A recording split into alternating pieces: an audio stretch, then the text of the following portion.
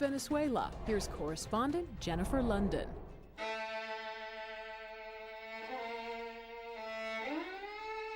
These pictures weren't taken in 1930s Europe.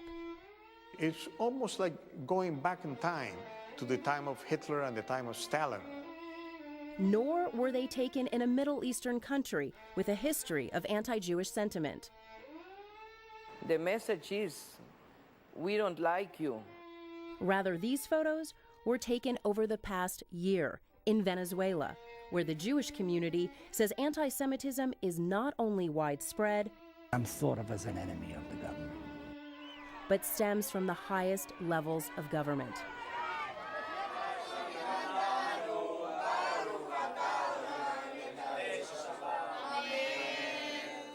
Jews have called Venezuela home dating as far back as the 1800s, and while Catholicism is the dominant religion, the Jewish community has deep and widespread roots here.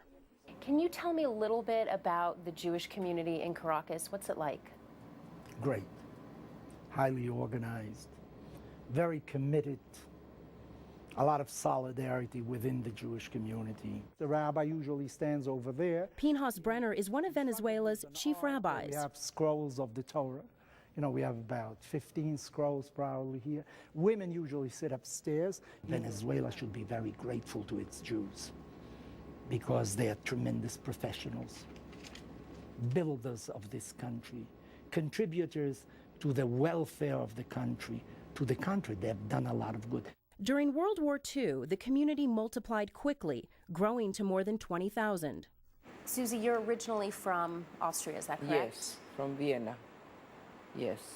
And you were there until you were about 4 years old? Yes, yes. I was there until I was 4. And then my parents decided or were able to leave Vienna just before the war, when Hitler decided to take Austria.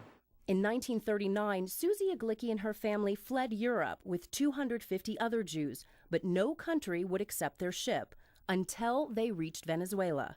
After some work of the Jewish community of that time, and the president of that time, López Contreras, after a few days, he finally gave the permission for the ship to disembark.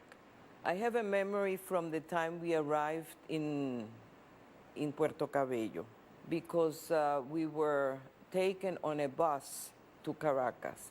So in Caracas, we were accepted by the Jewish families who already lived here. Today, Susie is an artist, and much of her work is dedicated to the European Jews who lost their lives. And I did this in homage to the children of the Holocaust. For her family, now in its 4th generation, Venezuela has always been home, just as it's been to tens of thousands of other Jewish Venezuelans. Though Jews here are integrated into the fabric of their country, they also maintain the traditions of their faith. Sammy Eppel is an activist in the Jewish community and regularly celebrates Friday night Shabbat with friends. We don't play golf. We don't play golf together, nor do we play poker together. That's right. We contributed to this country. We would like to continue contributing to this country.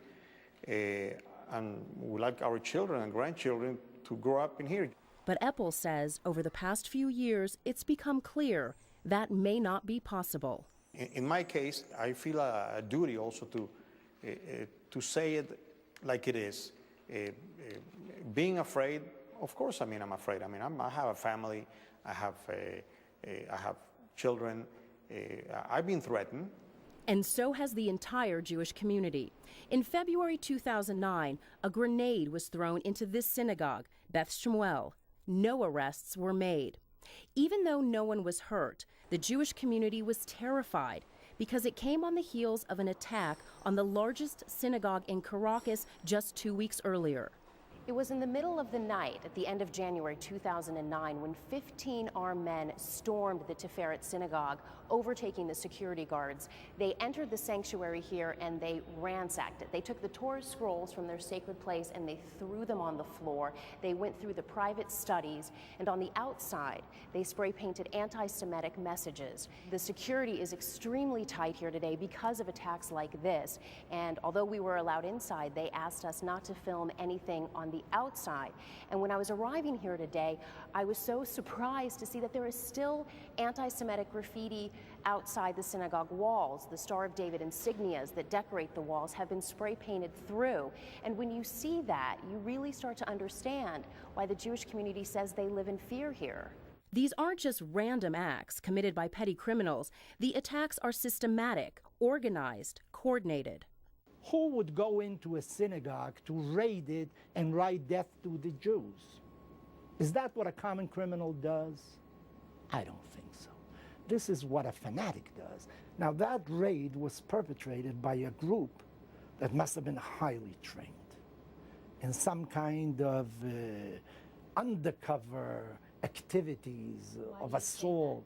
Why do you say highly trained or undercover? Because you have to go through walls, you have to have some kind of mechanisms to do these things. Their face is covered.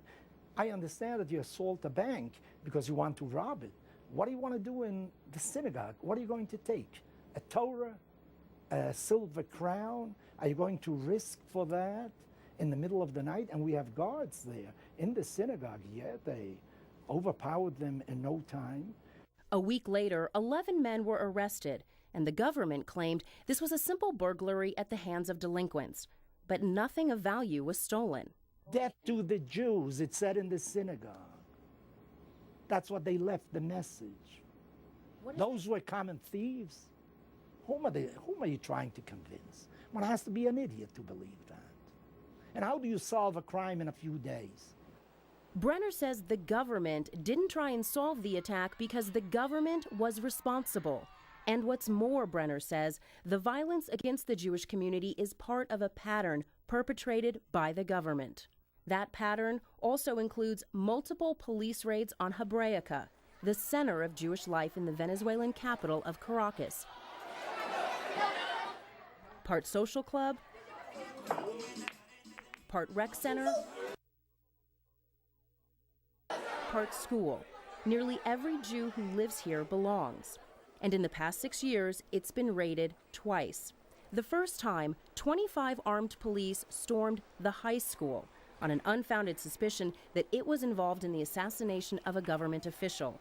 No evidence was ever found. And it was raided once at 6 o'clock in the morning. And when students came to school, they saw guards, policemen around invading the place. In a separate incident, the social club was raided. Police claimed they'd received a tip that trucks were unloading weapons and explosive devices on the Jewish holy day, Shabbat. Again, police left without finding anything. It creates an atmosphere of fear, of insecurity, of vulnerability, that you are not protected by normal laws, normal rights, that somebody can do whatever they want to at any time. You have to be taught to hate.